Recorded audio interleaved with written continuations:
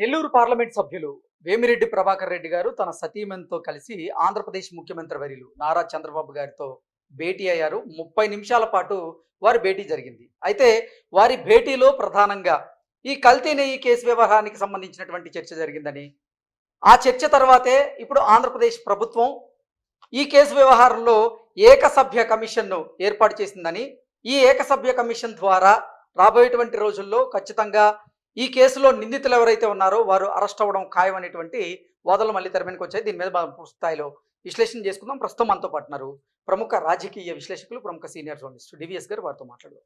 Sir నమస్తే. Sir నమస్తే.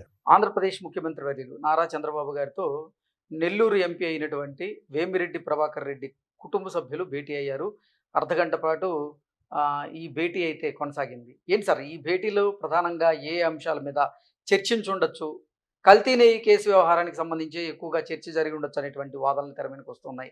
ఆ తర్వాతే ఆంధ్రప్రదేశ్ ప్రభుత్వం కూడా ఈ కేసు వ్యవహారంలో ఏకసభ్య కమిషన్ని నియమించింది అనేటువంటి వాదనలు తెర మీదకి వస్తున్న నేపథ్యంలో ఏం జరగబోతుంది అసలు ఈ కల్తీ నెయ్యి కేసు వ్యవహారం? అంటే విపిఆర్ని ఇరికించాలని చూశారు. ఓకే, వాళ్ళే ఇరుక్కుపోయారా? ఓకే. ఆ రోజు జగన్మోహన్ రెడ్డి ప్రెస్ మీట్లో పెడుతూ స్పష్టంగా చెప్పాడు. ఏమని? చిన్నప్పన్న అసలు మా బాబాయ్ పిఏ కాదు, Chinnappanna VPR PA, Vemireddy Prabhakar Reddy PA, అతనే జీతం ఇచ్చాడు. అసలు ఆ జీతం కూడా చెక్కుల రూపంలో ఇచ్చాడు. 25,000 చెక్కు, 50,000 చెక్కులు కూడా ఉన్నాయి అన్నాడు. అంటే ఏదో రకంగా ఈ కల్తీ నెయ్యి కేసులో నుంచి వాళ్ళ బాబాయిని కాపాడుకోవడం కోసం, సుబ్బారెడ్డిని బయట వేయడం కోసం విపిఆర్ని ఇరికించాలని చూస్తే, ఇప్పుడు వేమిరెడ్డి ప్రభాకర్ రెడ్డి అటు సుబ్బారెడ్డినే కాదు ఇక జగన్మోహన్ రెడ్డినే ఇరికిచ్చేసాడా? ఓకే, చిట్టా మొత్తం బయట పెట్టారంటారా? ఇప్పుడు మేడం ప్రశాంతి లేకపోతే వేమిరెడ్డి ప్రభాకర్ రెడ్డి గతంలో వైఎస్ఆర్ కాంగ్రెస్ పార్టీలో ఉన్నారు. అవును, వాళ్ళని చాలా వాడుకున్నారు, విసిరేశారు. ఆ తర్వాత వాళ్ళు ప్రస్థానం తెలుగుదేశం పార్టీలో ప్రారంభమైంది. తెలుగుదేశం తరపున ఆయన నెల్లూరు నుంచి బంపర్ మెజార్టీతో గెలిచాడు. ఆమె కూడా కోవూరు నుంచి ఎమ్మెల్యేగా గెలిచింది. ఇప్పుడు మొన్న కలిసి మొత్తం ఆ కల్తీ నెయ్యి కేసులో వాళ్ళకి తెలిసిందంతా పూసగుచ్చినట్టు చెప్పారా ముఖ్యమంత్రి చంద్రబాబుకి? అంటే సుబ్బారెడ్డి ఏ విధంగా వాళ్ళని ఇబ్బంది పెట్టాడు. నేను నా దగ్గర డబ్బులు లేవు, నువ్వే చిన్నప్పనకి జీతం ఇయ్యి అని ఆయన ఇరికించాలని చూడటం. అతను అనేక మందికి సహాయం చేస్తుంటాడు. ఎవరు? ఆయన కంపెనీలు, ప్రభాకర్ రెడ్డి మరి కాంట్రాక్టర్గా అనేక మందికి వాళ్ళు ఆర్థిక సహాయం చేస్తూ సుబ్బన్నకు కూడా చేశారు. ఈ చిన్నప్పన్నకు కూడా, చిన్నప్పన్నకి నెలకి 50,000 ఎంత ఇచ్చినట్టున్నారు. ఓకే, తర్వాత 25,000 కూడా ఇచ్చామని చెప్పారు. 25,000, 50,000 జీతగాడు 4,69,00,000 ఎలా ఉంటాయి 5 ఏళ్లలో? ఇప్పుడు ఏపీ భవన్ లైజనింగ్ ఆఫీసర్గా అతను నియమించమని సిఫారసు చేసిందే అజయ్ కల్లం. ఓకే, అక్కడ అజయ్ కల్లంని ఇరికిచ్చారు. అజయ్ కల్లం చంద్రబాబు హయాంలో సిఎస్గా చేశాడు. ఆయన అసలు ఆర్థిక శాఖ సెక్రటరీగా, మరి రెవెన్యూకి గతంలో ఆయన చేసిన ప్రతి శాఖలో ఆయన మీద ఇంతవరకు మచ్చలేదు. అట్లాంటిది అజయ్ కల్లంని 3 కేసుల్లో ఇరికిచ్చారు. అటు బాబాయ్ హత్య కేసు, వివేకానంద రెడ్డి హత్య కేసు ఆయనే ఇచ్చాడు కదా వాంగ్మూలం. జగన్మోహన్ రెడ్డికి 5ంటికే తెలుసు, బాబాయ్ నో మోర్ అని మాతో చెప్పాడు మేనిఫెస్టో కమిటీలో. 5ంటికి తెలిసినాడు, మరి సాయంత్రం 5ంటి దాకా ఎందుకు బాగోలేదనే క్వశ్చన్ వచ్చింది. లేదు, ఇప్పుడు ఈ చిన్నప్పని అపాయింట్మెంట్ జగన్ సిఫారసు మీద అజయ్ కల్లం ప్రపోజ్ చేశాడు. ఫైల్ నడిపింది అజయ్ కల్లం ఏపీ భవన్లో లైజనింగ్ ఆఫీసర్గా. అంతకుముందు 5 ఏళ్ళు సుబ్బారెడ్డి దగ్గర పిఏగా పనిచేశాడు.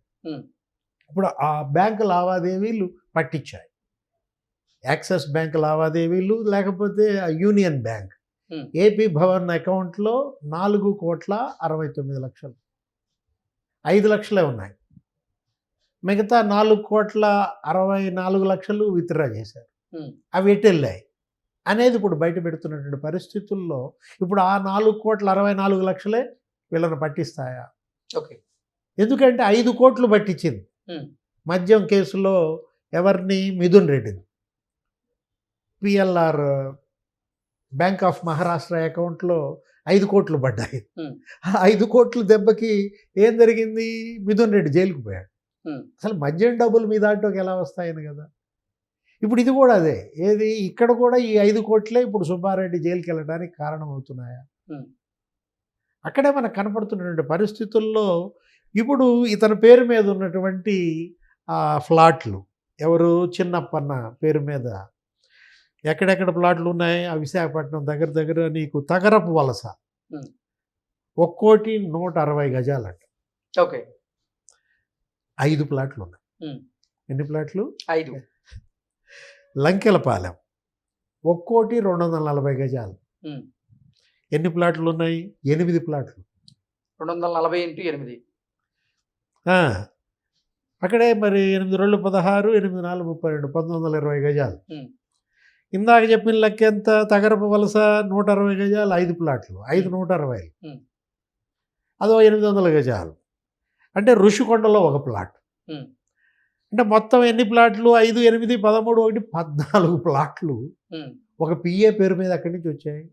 4,000 గజాలు దగ్గర దగ్గరగా. అంటే ఇతను ఎవరు బినామీ? సుబ్బారెడ్డి బినామీ. ఉమ్, అతనేమో వేమిరెడ్డి ప్రభాకర్ రెడ్డి పిఏ అని చెప్పి నీ అమ్మట నీ భార్య అమ్మట ఎందుకు తిప్పుకున్నావు? ఆ ఫోటోలన్నీ మొన్న బయటకు వచ్చాయి. ఉమ్, వేమిరెడ్డి ప్రభాకర్ రెడ్డి పిఏ అయితే చిన్నప్పన్న ప్రశాంతి మేడం ఎమ్మట దుర్గమ్మ గుడిలో పూజలకు వెళ్ళాలి. ఉమ్, కానీ ఎవరెమ్మట వెళ్ళాడు? స్వర్ణ మేడం ఎమ్మట వెళ్ళాడు. ఉమ్. లేదు, విపిఆర్ సన్మానంలో పాల్గొనాలి నెల్లూరులో. అవును. కానీ ఎక్కడ పాల్గొన్నాడు? సుబ్బారెడ్డి సన్మానంలో పాల్గొన్నాడు. ఉమ్, విశాఖపట్నంలో కానీ ఇక్కడ దుర్గమ్మ గుడిలో కానీ. అంటే అతను సుబ్బారెడ్డికి నీడ.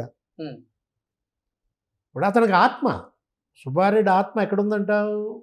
ఇప్పుడు మాంత్రికుడి ప్రాణం చిలకలో ఉన్నట్టుగా ఇప్పుడు సుబ్బారెడ్డి ఆత్మ చిన్నప్పన్న దీంట్లో ఉన్న నేపథ్యంలో ఇప్పుడు చిన్నప్పన్న అరెస్ట్ అయ్యి అతను ఏమంటాడు? అసలు నాకు సంబంధం లేదు, నాకు గుర్తు లేదంటాడు. ఉమ్, అసలు ఒక ఏపీ భవన్ లైజనింగ్ ఆఫీసర్ తిరుపతిలో ఏం పని?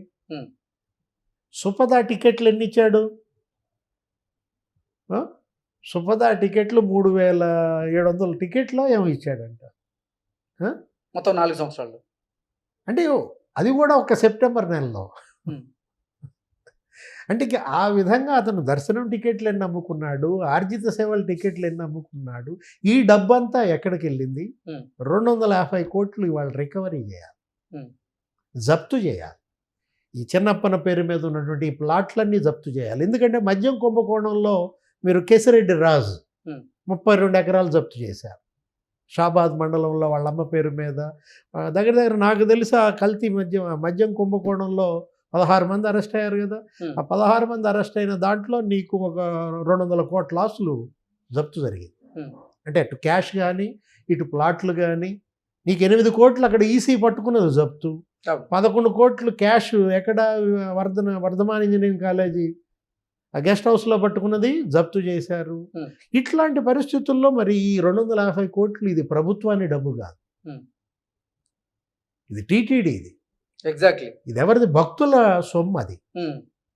అఖిలాండ కోటి బ్రహ్మాండ నాయకుడిని లిప్తకాలం అయినా సరే దర్శనం చేసుకుంటే చాలని క్యూ లైన్లో ఎదురు చూస్తున్న వాళ్ళ ఆ బాధల్ని వాటన్నిటిని అర్థం చేసుకోకుండా నిజంగా అర్జిత్ సేవల్ని లేకపోతే సుప్తం టికెట్లని ఇలా అడ్డగోలుగా అసలు అమ్మేయడాన్ని ఎలా చూడాలంటారు? అమ్మడం కాదు, అక్కడికి వెళ్ళి మనం నిలువు దోపిడీ ఇస్తే ఉమ్, వీళ్ళు స్వామిని నిలువు దోపిడీ చేశారు. ఇదేంటిది? ఇది కేవలం హిందూ మతాల పైన దాడి కాదు, ఉమ్, ఇది బీచ్ ఆఫ్ ట్రస్ట్. ఓకే. ఇదేంటి? ఇది విశ్వాసాలను విశ్వాసఘాతుకం. దెబ్బకొట్టడం. ఇది విశ్వాసఘాతుకం, ఇది నమ్మక ద్రోహం. ఉమ్, దాని మీద అదే అంటోంది. మీరేదో ఏసీబీలో ఒక ఉద్యోగి డబ్బులు పట్టుకుంటే లంచం తీసుకుంటే అతని మీద పెట్టే కేసులు పెడతానంటే కాదు. ఇక్కడ కేవలం 250 కోట్లుగే కాదు దాన్ని చూడాల్సింది. కోట్లాది ప్రజల యొక్క విశ్వాసాన్ని వీళ్ళు ద్రోహం చేశారు. నమ్మక ద్రోహులు అన్నమాట. దీన్ని కఠినంగా శిక్షించాలనేది ఇవాళ భక్తులందరి యొక్క డిమాండ్. అటు సుబ్బారెడ్డిని శిక్షిస్తారా, చిన్నప్పని శిక్షిస్తారా, సింఘాలను శిక్షిస్తారా, భూమన కరుణాకరుని శిక్షిస్తారా? ప్రత్యేక ఆహ్వానితులుగా కొనుగోళ్ల కమిటీలో వీళ్ళిద్దరిని చేర్చారు. ఎవరిద్దరిని? చెవిరెడ్డి భాస్కర్ రెడ్డి, భూమన కరుణాకర్ రెడ్డి. వాళ్ళు అనేదేంటి?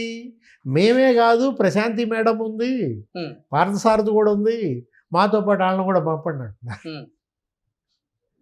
ఇప్పుడు వాళ్ళు అసలు మాకు అసలు తెలియదు, మాకేమీ చెప్పకుండానే చేశారు ఇవన్నీ అని చెప్పి వాళ్ళు కూడా వచ్చి ఇచ్చారు వాంగ్మూలం.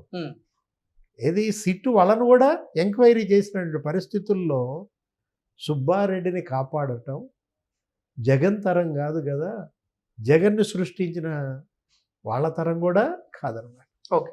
జైలుకు ఖాయం. Okay sir, thank you. నమస్తే.